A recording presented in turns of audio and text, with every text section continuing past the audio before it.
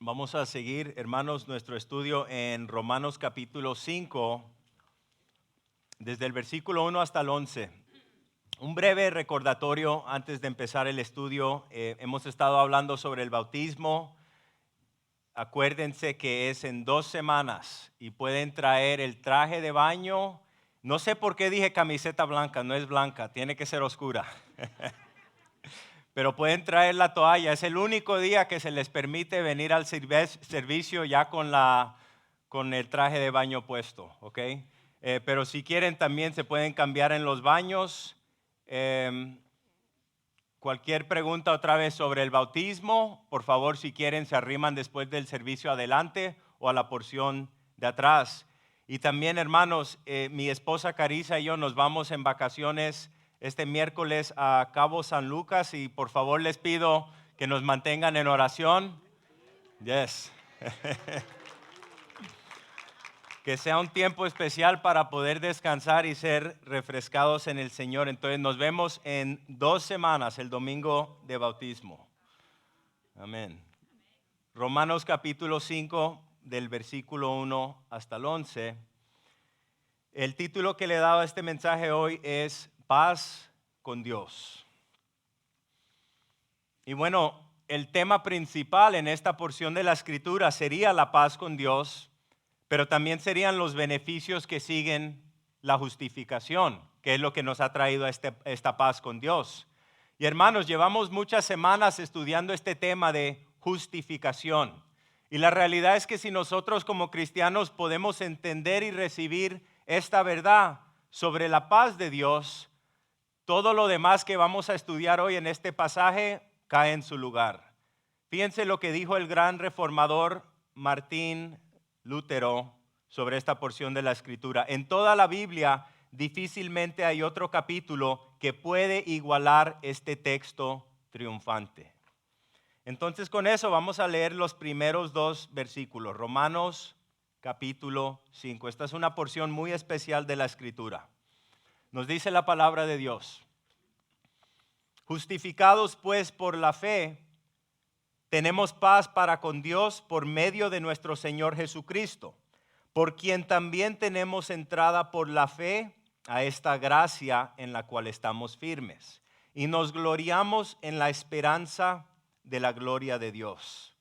Entonces el primer beneficio, si se fijan en el versículo 1, el primer beneficio del perdón divino es paz con Dios.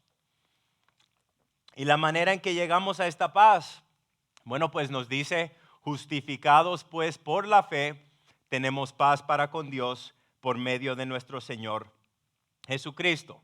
Y esto lo hemos hablado una y otra vez, que lo que significa es creer que Cristo murió en nuestro lugar, creer que Cristo resucitó para darnos una nueva vida, creer que Cristo pagó la deuda por todas nuestras transgresiones, y es por fe creer que podemos recibir el don de la vida eterna que no merecemos a través de Cristo.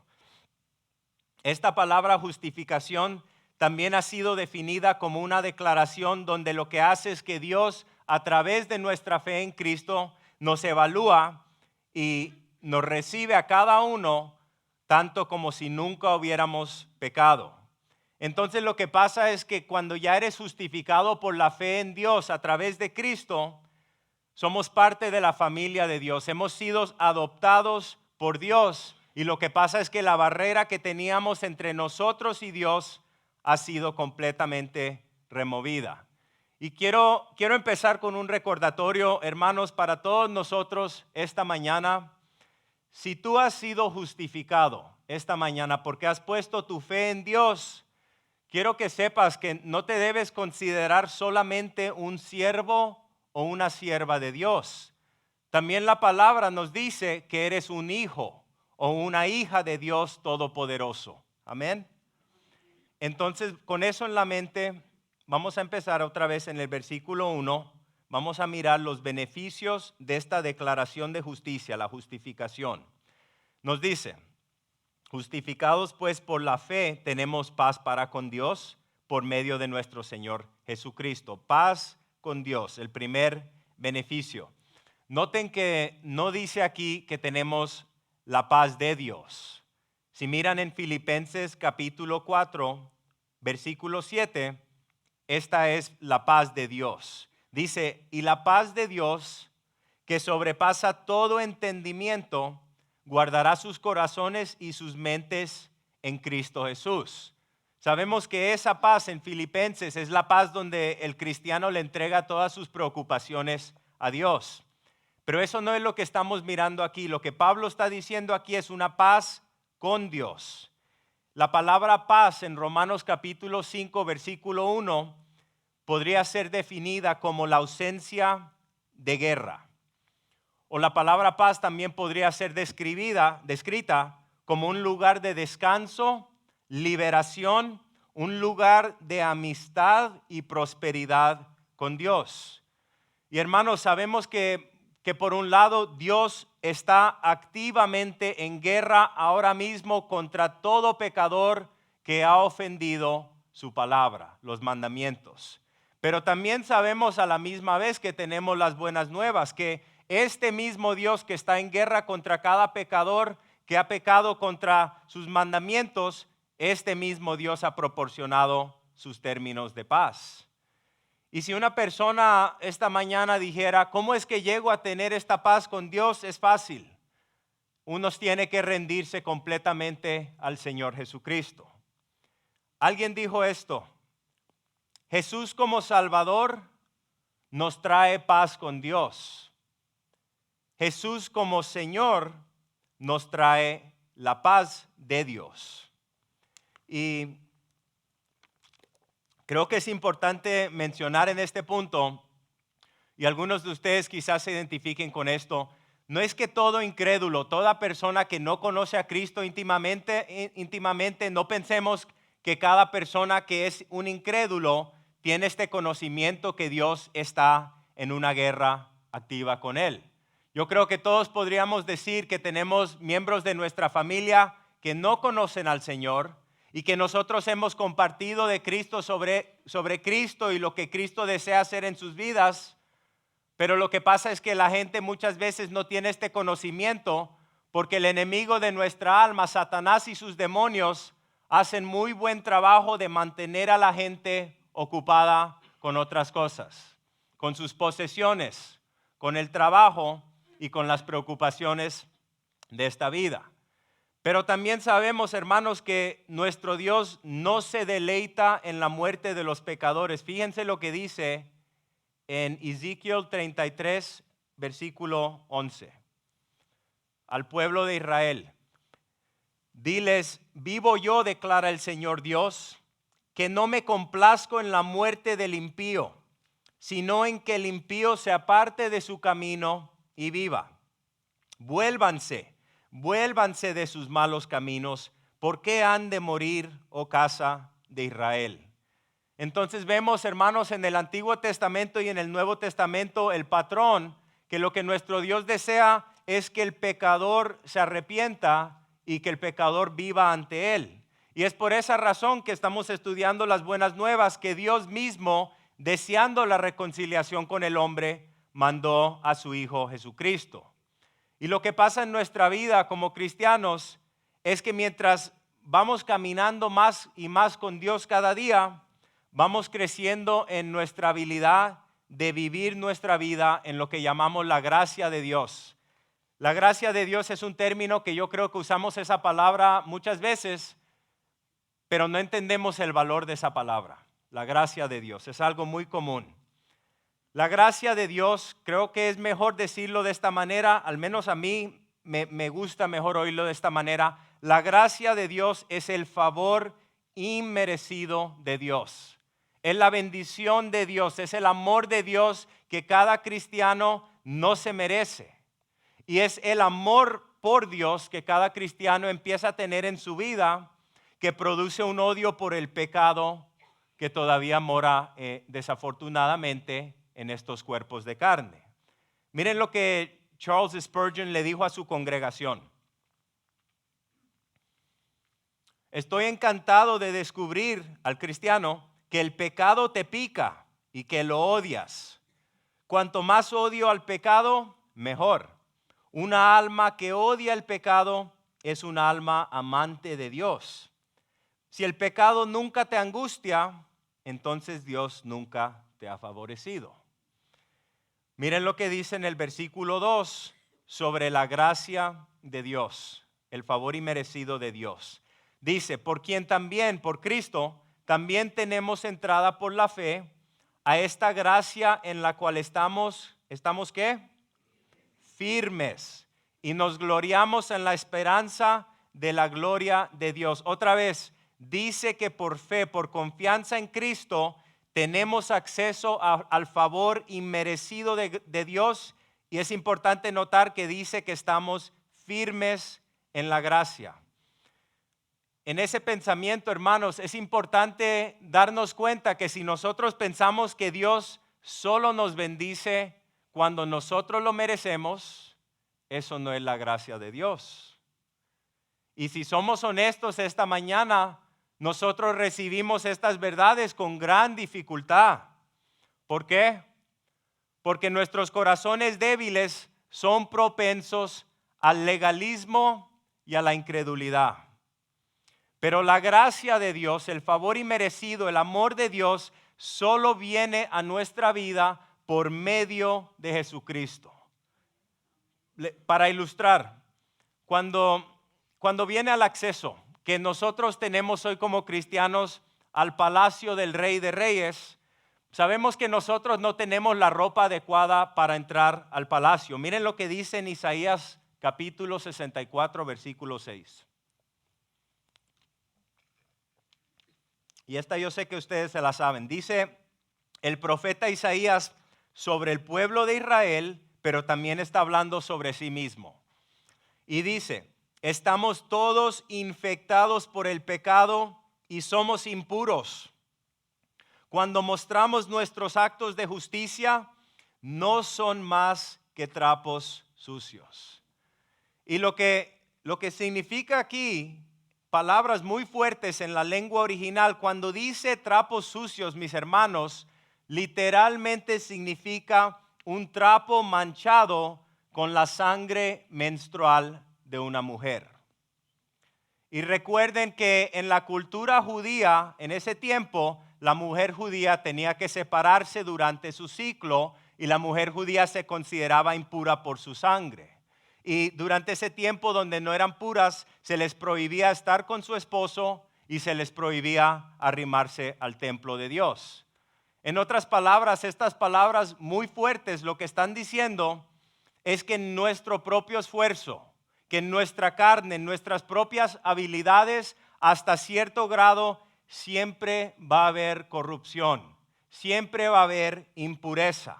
Entonces la gran pregunta sería, pues, bueno, si es que siempre voy a padecer de corrupción y impureza hasta cierto punto, ¿cómo es posible que una gente contaminada por el pecado pueda entrar en la presencia de un Dios que es 100% puro y sobrevivir?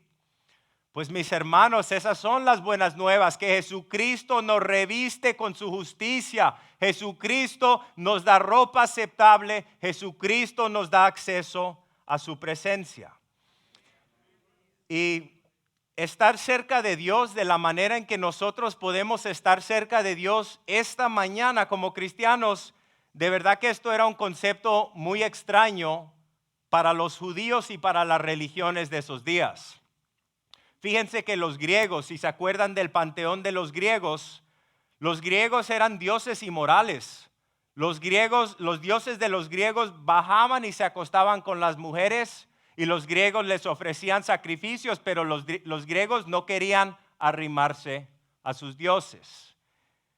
Para darles un ejemplo de la religión judía, si podemos ver por favor la imagen del templo, si pueden ver esta imagen, hasta en ese tiempo los judíos no podían arrimarse a la presencia de Dios. Miren a la mano izquierda, lo que vemos en el centro, en el mero centro, es donde estaba la presencia de Dios, donde moraba la presencia de Dios sobre el querubín. Pero lo que vemos a la mano izquierda es el atrio de los gentiles. Si no eras judío, solamente podías acercarte hasta ese punto. Noten dónde está el atrio de las mujeres. Si eras una mujer judía, te podías acercar un poquito más. Y noten dónde está el atrio de los sacerdotes. Si eras sacerdote podías entrar una puerta, una barrera más. Pero solamente el sumo sacerdote podía entrar por detrás del velo al lugar que era el lugar más santo. Y era el lugar de la presencia de Dios. Y solamente podía hacer eso una vez al año para ofrecer el sacrificio y rozar la sangre por los pecados del pueblo. Pero noten que la historia judía nos cuenta que hasta el sumo sacerdote, cuando entraba en el templo, a ese lugar tan santo, en la presencia misma de Dios, le ponían una cuerda atada a su tobillo con unas campanitas. Y lo que hacían es que los sacerdotes iban oyendo ahí, y que por si alguna razón esas campanitas paraban de sonar, sabían que tendrían que sacar al sumo sacerdote, lo tendrían que jalar hacia afuera. ¿Por qué?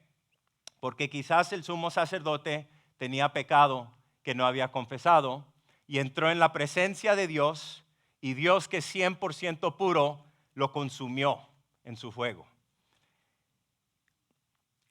Todo esto terminó en la cruz de Jesucristo. Miren lo que dice en Mateo 27, versículo 50. Y la escena aquí es Cristo en la cruz. Dice: entonces Jesús, clamando otra vez a gran voz, exhaló el espíritu. Y en ese momento el velo del templo se rasgó en dos, de arriba hacia abajo, y la tierra tembló y las rocas se partieron. En otras palabras, Dios mismo rasgó el velo del templo, que era la separación entre la gente común y la presencia de Dios.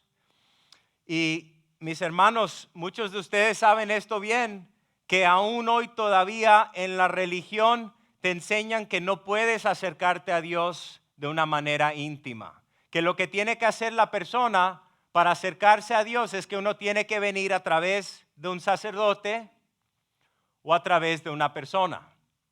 Pero eso no es lo que nos enseña nuestra Biblia. La Biblia nos enseña que cada cristiano, yo no tengo más acceso a Cristo que cada uno de ustedes. Todos tenemos el mismo acceso a la presencia de Dios. Y desafortunadamente, mis hermanos, lo que pasa es que todavía hay iglesias que se identifican como cristianas o predican a Cristo, pero están viviendo con una teología del Antiguo Testamento, no la libertad que tenemos hoy en Cristo. Viven una religión legalista, una religión que condena, una religión donde no hay gozo y no hay la presencia de Dios. Pero nosotros entendemos bien que podemos arrimarnos a la presencia de Dios, que nosotros, siendo pecadores aún hoy mismo, podemos arrimarnos a nuestro Rey. Y mis hermanos, yo creo que todos sabemos que es en la presencia de Dios que Dios tiene nuevas misericordias para nosotros cada mañana. Es en la presencia de Dios, cuando lo alabamos como lo acabamos de hacer, donde Dios imparte la gracia, el favor inmerecido que necesitamos para seguir adelante y para superar las dificultades de cada día. Es en la presencia de Dios donde el cristiano encuentra satisfacción en su alma. Y es en la presencia de Dios, cuando nos arrimamos a Él, que si hay pecado en nuestra vida y nos arrimamos con un corazón sincero a la luz de la presencia de Dios, nuestro Dios nos purifica una y otra vez, día tras día. Y eso lo necesitamos diariamente. Diariamente, como cristianos, necesitamos vivir en la presencia de Dios.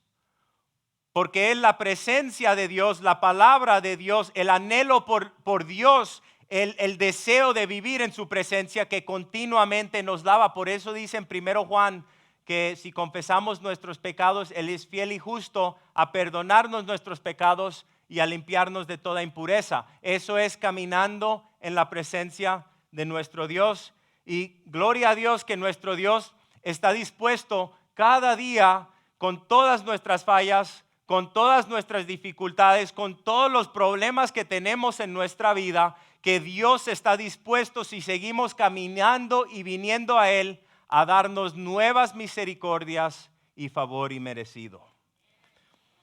Entonces con eso, el tema de nuestra noche de alabanza va a ser que Dios todavía está sentado en el trono y es sobre estar en la presencia de Dios. Y de verdad que los animamos, si no han venido a una noche de alabanza, en 2 semanas el viernes, vengan a la noche de alabanza. Si tienen seres queridos que no conocen al Señor, invítenlos, díganles, va a ser un concierto cristiano, vengan a alabar a Dios, vamos a dar un devocional y vamos a estar aquí juntos en la presencia de nuestro Dios.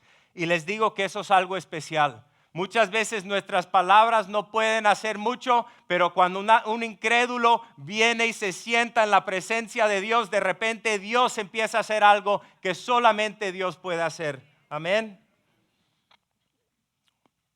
Vamos a preguntarnos esta mañana, versículo 2.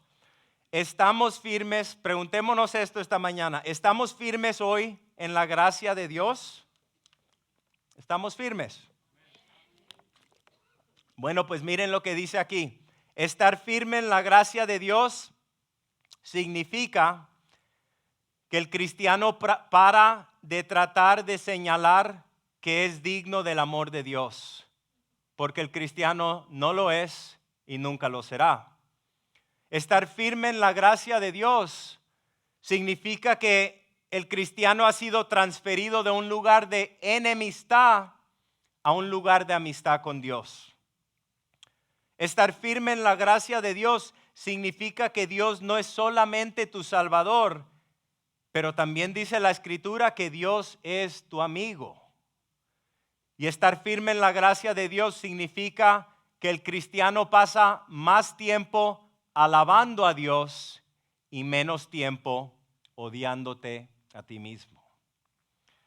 Y mis hermanos, ¿saben cuál es una de las mayores barreras en la vida de cada uno de nosotros como cristianos al amor de Dios?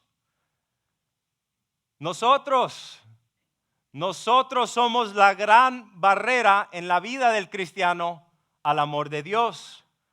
Porque lo que pasa es que a menudo nosotros rechazamos el amor de Dios porque sabemos que somos indignos. Yo no voy a recibir el amor de Dios porque no soy digno. No soy digno, Señor, no puedes amarme a mí. Y aunque ustedes no lo digan así, si son honestos, muchas veces esos son los pensamientos que tenemos. Y esto es lo que hace este mensaje, el Evangelio, tan glorioso. Que el Dios Todopoderoso está dispuesto a amar a cada uno de nosotros en nuestro estado indigno. Ahora mismo en el lugar donde te encuentras con todas tus batallas, quiero recordarte, hermano, esta mañana que Dios está apasionadamente enamorado de ti.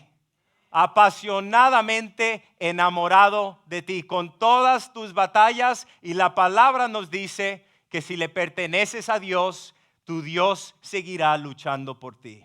Amén. Entonces ya con ese entendimiento hemos sido adoptados, hemos sido aceptados, podemos buscar de Dios en todas nuestras dificultades. Como hablamos la semana pasada, Dios nos da una palabra y nos dice, bueno, quizás no te explico todo, pero esta es la escritura que te he dado para que sigas alabando y sigas caminando hacia adelante.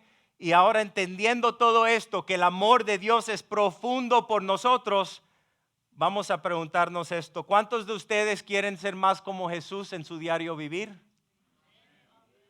Eso es lo que significa ser cristiano, ¿no? Ser como Cristo, ser conformado a la imagen de Cristo. Pues es importante notar que es este amor, el amor de Dios, el favor y el amor inmerecido, la gracia de Dios, es eso lo que nos va cambiando poco y poco a la imagen de Cristo.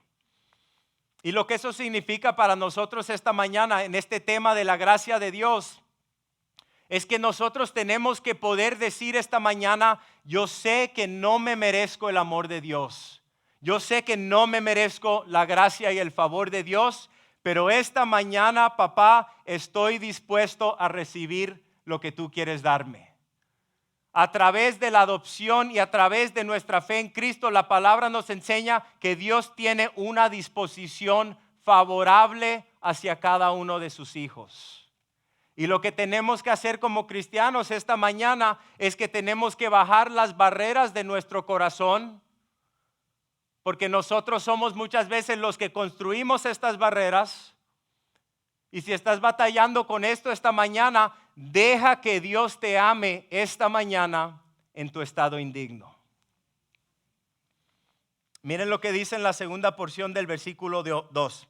Por quien también tenemos entrada por la fe a esta gracia en la cual estamos firmes y nos gloriamos en la esperanza de la gloria de Dios. La esperanza de la gloria de Dios. Bueno, acabamos de cantar esa canción de la gloria de Dios. Eso es un anhelo profundo que cada cristiano tiene de poder compartir en la gloria de Cristo. Miren lo que dice en 1 Pedro capítulo 1 Pedro 5, versículo 10. Nos dice a nosotros como cristianos: y después de que hayan sufrido un poco de tiempo, el Dios de toda gracia, que los llamó a su gloria eterna en Cristo, Él mismo los perfeccionará, afirmará, fortalecerá y establecerá. Esta es una gran verdad aquí, mis hermanos, en nuestro diario vivir. Y lo que esto nos recuerda es que Dios mismo está obrando en cada una de nuestras vidas. Y la Biblia nos enseña claramente que si eres cristiano o no eres cristiano, todos vamos a pasar sufrimiento, tribulación, angustia y aflicción. Eso es parte de todo ser humano. Pero lo que nos enseña la Biblia es que Dios está produciendo algo a través de nuestro sufrimiento, a través de nuestra aflicción, a través de nuestros tiempos difíciles, a través de nuestros momentos, nuestros meses, nuestros años en los valles de Dios. Dios está produciendo algo en nuestra vida que es mucho más grande y poderoso que lo que podemos ver, y lo que Dios desea es que nosotros tengamos la perspectiva eterna en nuestros valles. Miren lo que dice, esto nos trae al próximo pensamiento, versículo 3 hasta el 5. Crecimiento en el carácter del cristiano. Esto nos toca a todos, versículo 3. Y no solo esto, sino que también nos gloriamos en las tribulaciones, sabiendo que la tribulación produce paciencia.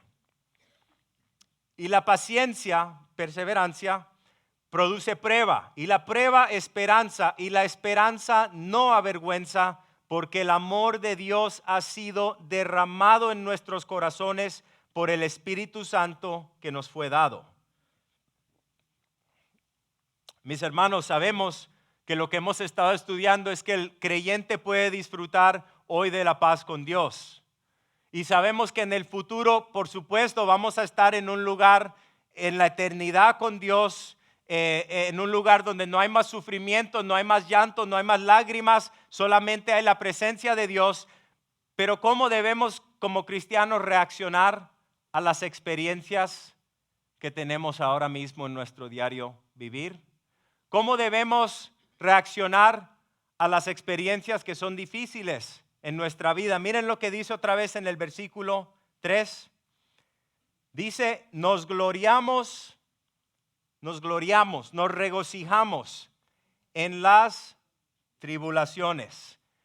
Y eso significa regocijarse en las angustias, en las aflicciones, en las presiones. Pues noten que Santiago dijo más o menos la misma cosa. Santiago capítulo 1, versículo 2. Le dice a la iglesia: amados hermanos, cuando tengan que enfrentar problemas, considérenlo como un tiempo para alegrarse mucho. Pero ¿quién aquí dice, gloria a Dios, estoy otra vez en el valle de la aflicción? ¿Quién aquí dice eso? No, ¿verdad? Cuando estamos en el valle de la aflicción, estamos clamando, Señor, sálvame. Señor, remueve esta situación. Señor, estoy desesperado porque haya un cambio en mis emociones, en mi condición, en mi cuerpo, en mi familia. Cuando estamos en esos valles de aflicción, siempre lo natural, mis hermanos, es pedirle al Señor que nuestro Señor cambie o que nuestro Señor sane. Y eso nos aplica a todos. Pero aún así eso no cambia lo que están diciendo aquí estos dos hombres, que debemos considerarlo como un tiempo para regocijarnos o para alegrarnos. Y la verdad es que ese tipo de pensamiento no viene naturalmente. Lo que Pablo y Santiago, dos hombres que tienen una fe madura en Dios, nos están tratando de enseñar es como cristianos a tener una perspectiva eterna, a tener la perspectiva de Dios, no la nuestra. Miren lo que dice 2 Corintios capítulo 4, versículo 17 y 18.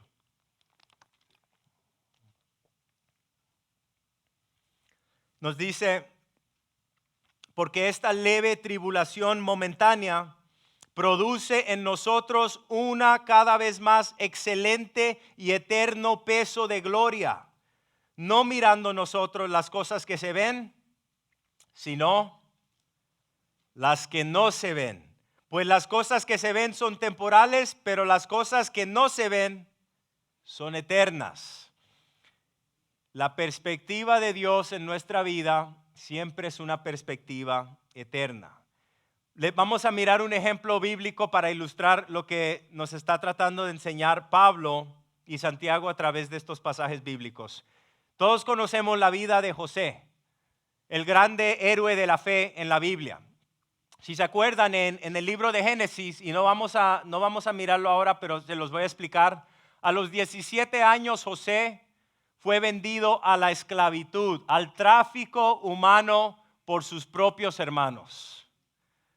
Fue transferido a Egipto y si se acuerdan en Egipto fue comprado por un hombre que era el capitán de la guardia en Egipto y el hombre se llamaba Potifar. Y si se acuerdan bien, lo que pasó es que en el servicio en el hogar de Potifar, José era un hombre muy fiel a Dios y era un hombre que trabajaba duro y Dios le dio favor en el hogar de Potifar.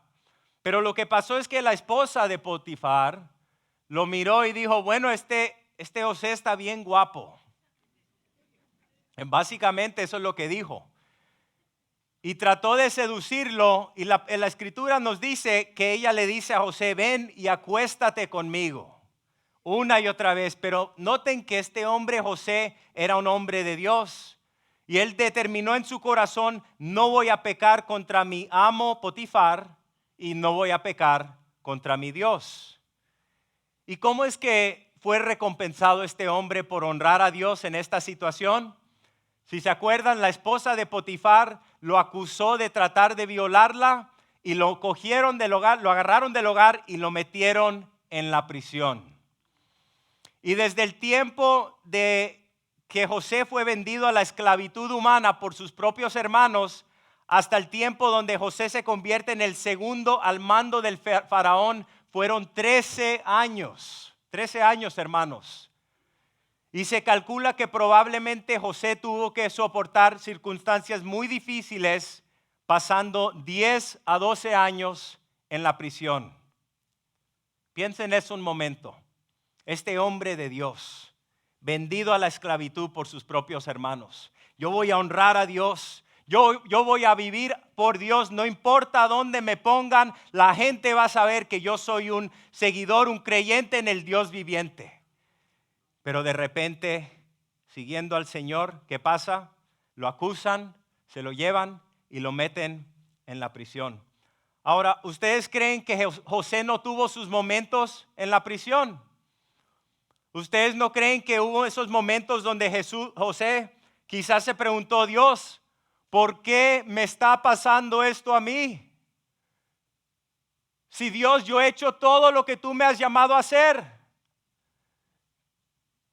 Estoy aquí sirviéndote a ti, Señor. No entiendo por qué tú has permitido estas dificultades en mi vida, Señor.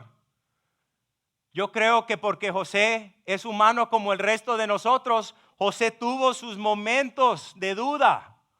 José tuvo sus momentos donde cuestionó al Señor. José tuvo sus dificultades en su fe donde batalló con la incredulidad. ¿Será que Dios de verdad me ama? ¿Será que le pertenezco a Dios? Pues si le pertenezco a Dios, ¿por qué llevo 12 años en la prisión? ¿Qué quieres de mí, Dios? Quizás algunos de ustedes han pasado esos tiempos difíciles. Y la realidad es que para cualquier cristiano que lleva tiempo caminando con Dios, llegamos a experimentar situaciones que causan estos tipos de pensamientos en nuestra vida.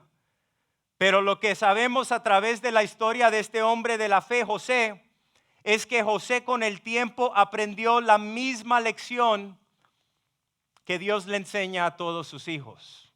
Miren lo que él dice al final a sus hermanos. Génesis capítulo 50, versículo 19.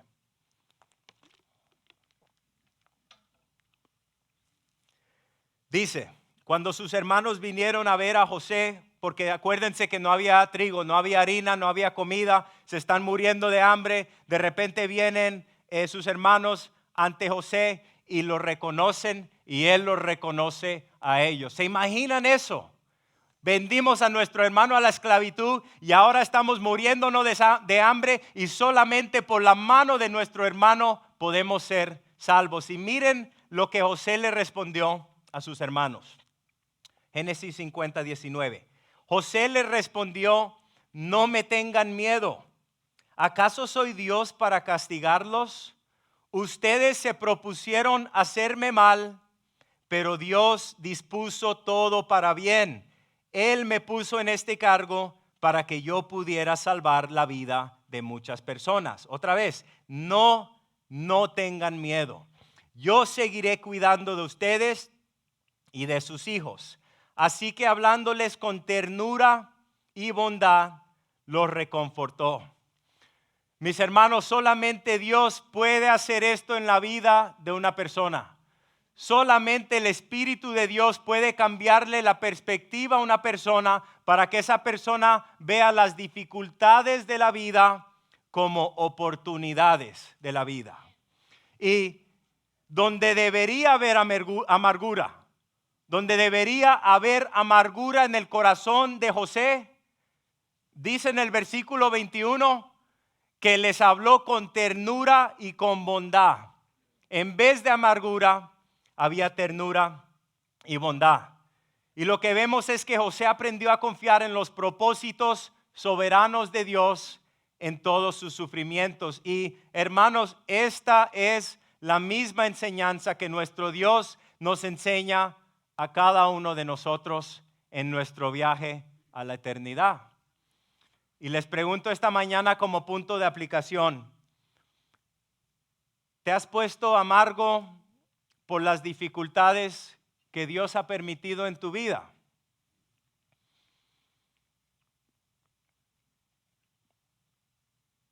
¿O estás confiando en los propósitos soberanos de Dios y permitiendo que Dios produzca en ti, igual como lo hizo en José, esta misma ternura y bondad hacia las personas que te han herido en tu vida?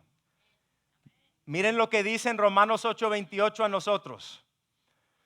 Y sabemos que Dios hace que todas las cosas cooperen para el bien de los que lo aman y son llamados según el propósito que Él tiene para ellos. ¿Qué significa, mis hermanos? Que todas las cosas que Dios decreta o permite en nuestra vida, aunque yo no lo entienda y muchas veces no lo entendemos. Y no lo vamos a entender para quedar claros, no lo vamos a entender porque el Señor nos explica muchas veces en nuestras dificultades. Pero lo que sí sabemos como cristianos es que cuando seguimos caminando con el Señor día tras día, si somos honestos, podemos mirar hacia atrás y podemos ver que nuestro Dios siempre ha sido fiel. Podemos ver que nuestro Dios, aunque no lo creíamos en ese momento, nuestro Dios es verdad, que Él puede usar todas las cosas en nuestra vida para nuestro bien y para su gloria. Entonces, en ese punto, ser justificado por Dios, ser aceptado, ser adoptado, ser parte de la familia de Dios, no es un escape del sufrimiento, porque hay iglesias que enseñan eso. La justificación lo que hace es que nos garantiza a nosotros como cristianos que todas las pruebas que estamos pasando están trabajando para nuestro bien. Amén. Entonces vamos a leer otra vez Romanos 5, versículo 3 hasta el 5. Nos dice que también nos gloriamos en las tribulaciones, sabiendo que la tribulación produce paciencia. Noten la cadena aquí. Empieza con la tribulación produce paciencia, y la paciencia prueba, que es carácter, y la prueba esperanza, y la esperanza no avergüenza, porque el amor de Dios ha sido derramado en nuestros corazones por el Espíritu Santo que nos fue dado. Bueno, esta palabra tribulación en la lengua original tiene la definición de estar en un estado opresivo de adversidad espiritual, de adversidad física o de adversidad mental. Y entonces entendemos que esta tribulación, este estado opresivo en nuestra vida, lo que empieza a producir en la vida del cristiano es paciencia. La palabra paciencia significa perseverancia. Y por eso es que podemos gloriarnos en las tribulaciones, porque entendemos que hay una cadena aquí para la maduración de cada cristiano, que Dios está operando a través de la tribulación para producir ciertas cosas en nuestra vida. Para ilustrar, cuando uno hace ejercicio para que el músculo crezca, hay que afligir los músculos, ¿verdad? Cuando uno es un soldado, el soldado tiene que entrenar duro, el soldado tiene que pasar sufrimiento para poder ir y ganar en la batalla. Y para el cristiano, la tribulación es una parte integral de nuestra vida, de todo cristiano. Ninguno de nosotros vamos a tener una vida completamente libre de la tribulación.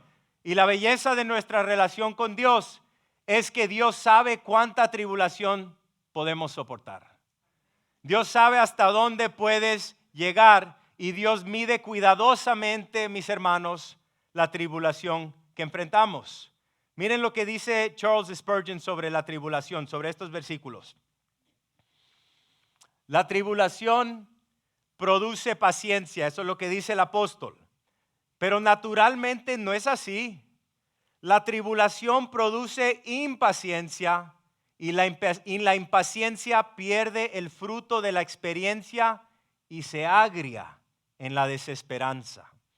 Pregúntales a muchos que han enterrado a un querido niño o han perdido su riqueza o han sufrido dolor de cuerpo y te dirán que el resultado natural de la aflicción es producir irritación y rebelión contra Dios, cuestionamiento, incredulidad, petulancia y todo tipo de males.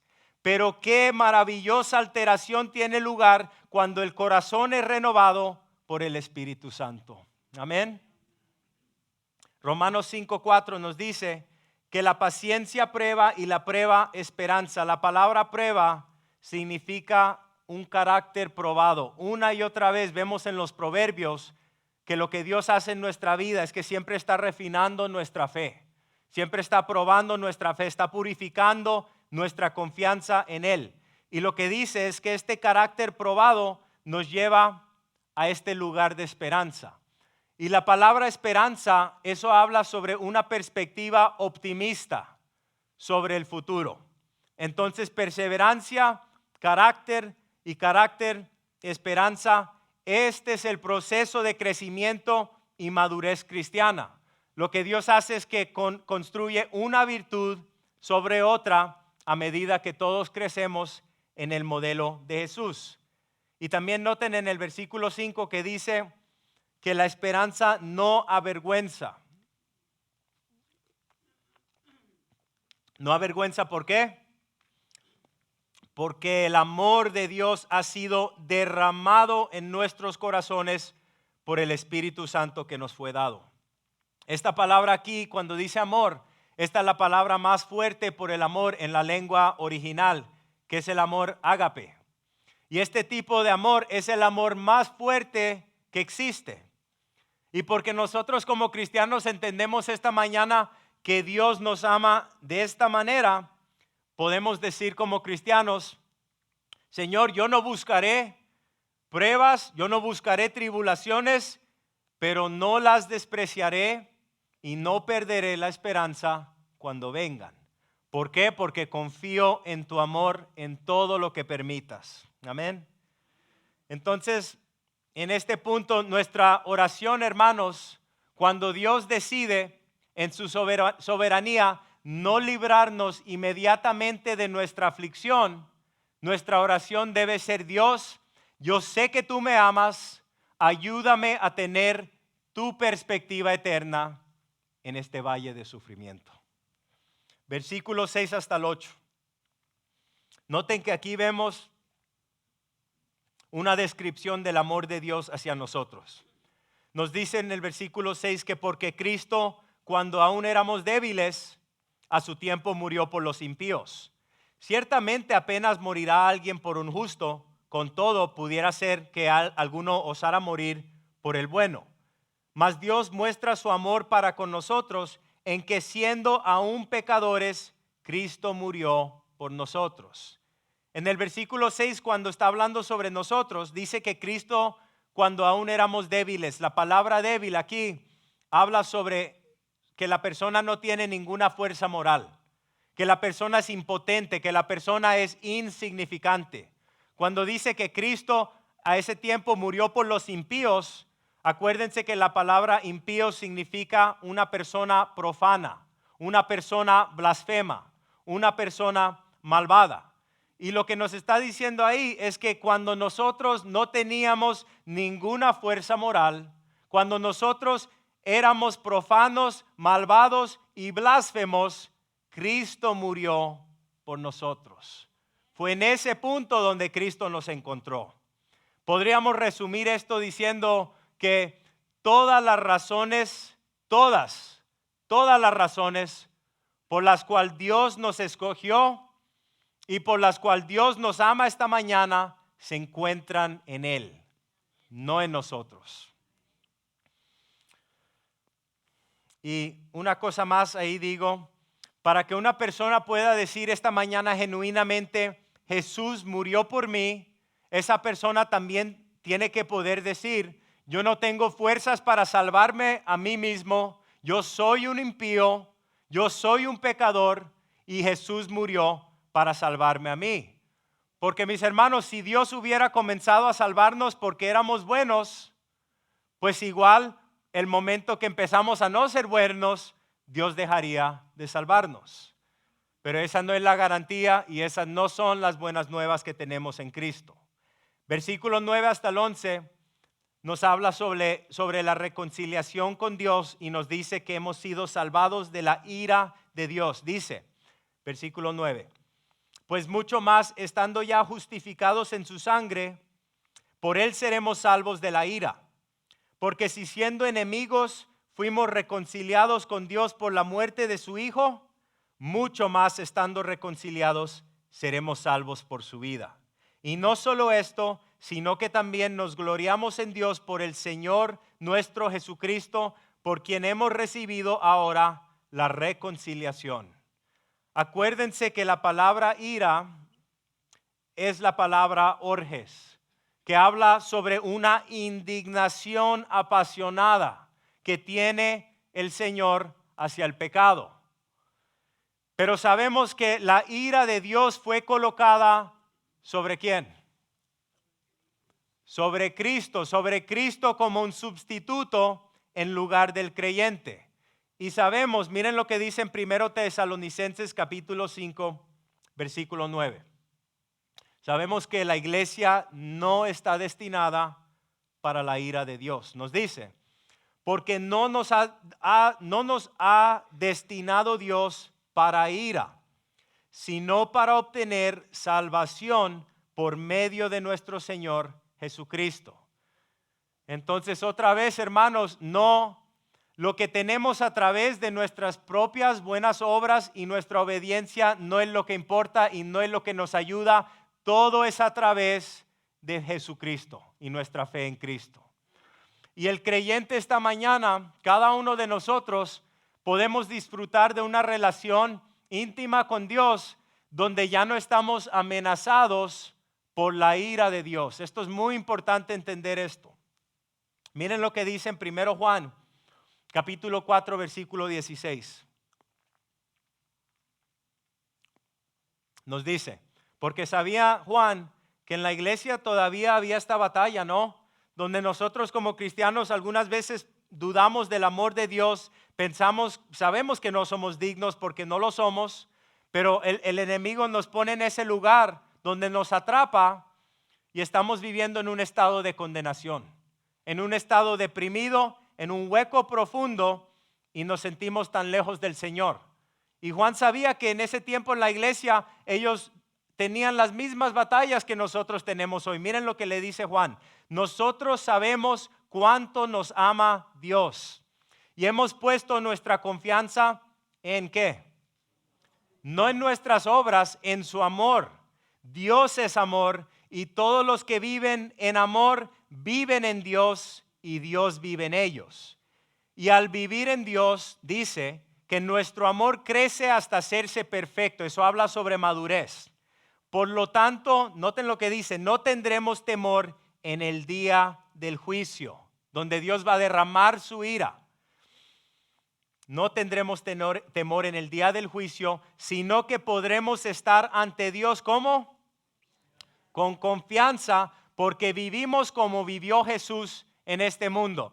No dice que vivimos como vivió Jesús perfectamente obediendo la ley de Dios. Está hablando que Jesús vivió confiando en los propósitos de su Padre, confiando en el amor de su Dios. Y eso es lo que Dios nos ha llamado a hacer, a confiar en los propósitos y la voluntad de Dios y saber que en toda dificultad Dios nos ama. Y noten lo que dice en el versículo 18. En esa clase de amor no hay temor, porque el amor perfecto expulsa todo temor, y si tenemos miedo es por temor al castigo. Y esto muestra que no hemos experimentado plenamente el perfecto amor de Dios. Entonces, hermanos, nuestra oración diariamente debe ser: Dios, ayúdanos a recibir en nuestro estado indigno, porque sabemos que lo somos, el amor profundo que tú tienes por nosotros, Señor. Porque es ese amor de Dios y solo el amor de Dios que nos trae libertad del temor del juicio de Dios. Amén. Bueno, en cierre, no podemos guardar estas buenas noticias como cristianos.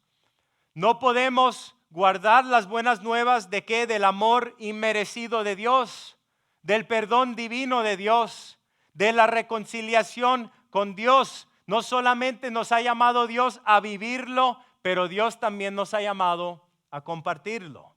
Vamos a concluir con esta última escritura, 2 Corintios capítulo 5, versículo 18. Noten lo que nos dice aquí, y creo que esta es una buena escritura para concluir este tema.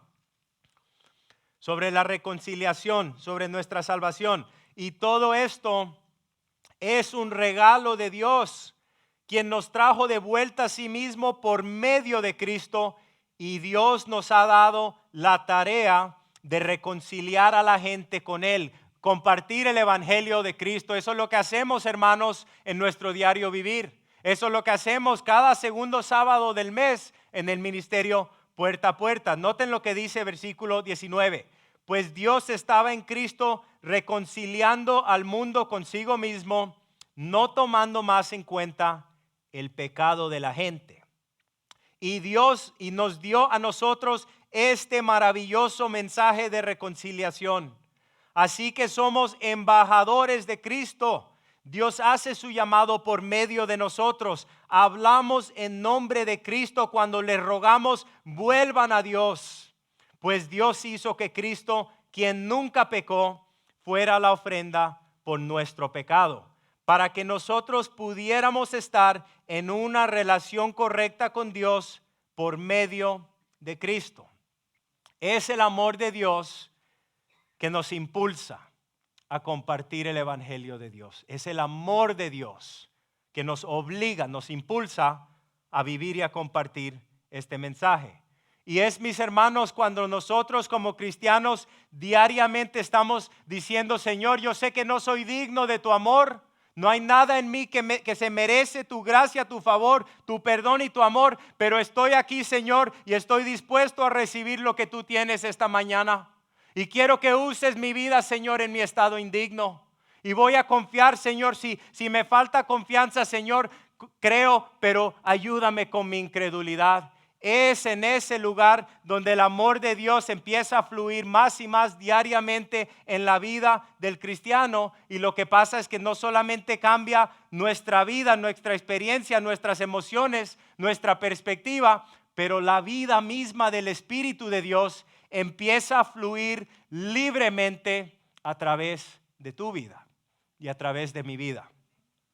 Porque acuérdense que la palabra dice que nosotros somos un receptáculo, ¿no? Una vasija rota.